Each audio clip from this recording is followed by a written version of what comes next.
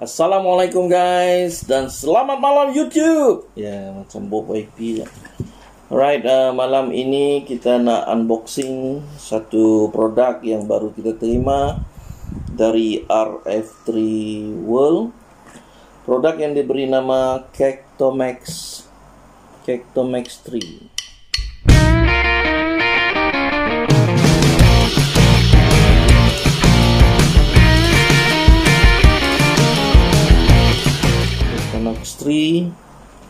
Right, ini dia, datang dalam packaging yang macam ni.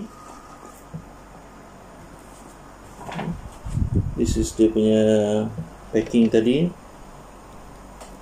Right, kita nak unboxing.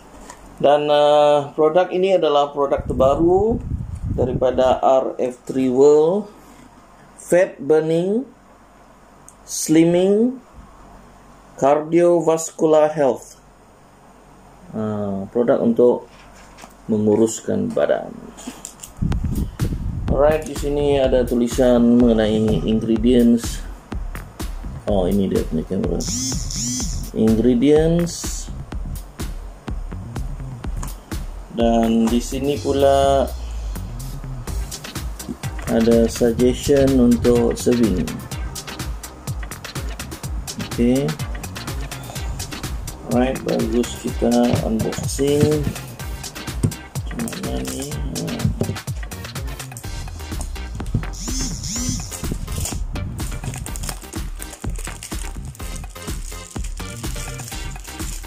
Produk ini produk minuman aja. Produk minuman. Kalau tak silap, dalam satu kotak ni ada 15 sachet. Satu sachet 20 gram. Okay, itu dia.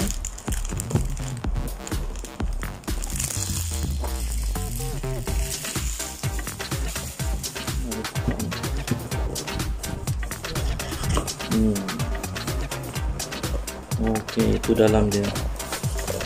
Dalam dia ada gambar rajah ni, CACTOMAX3. Okay. Dan ini kotaknya.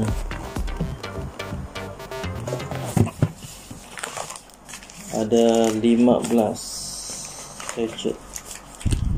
2, 4, 6, 8, 10, 11, 12, 13, 14, 15. 15. Alright. Suggestion, dia punya cara-cara nak minum. Mix a sachet with cold or hot water dengan air sejuk ataupun air panas. Stir well and enjoy it. Recommended 1 to 2 sachets daily. Jadi inilah dia produk CACTOMAX. Dan kita akan mulakan challenge CACTOMAX bermula daripada besok. Alright, itu saja video unboxing daripada saya. Pada anda yang baru mengikuti, sila like, share, komen dan juga subscribe. Assalamualaikum. Okay guys, kita ada challenge CACTOMAX3. Right? Jadi tengoklah bukti-buktinya ni. Bukti nyata.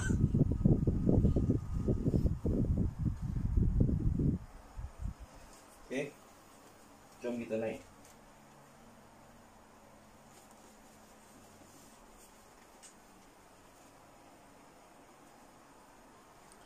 CACTOMAX3. Kita mula besok ya, 10 hari bulan 10 2019. Okay, challenge kita 10 hari bulan 10 2019. Assalamualaikum.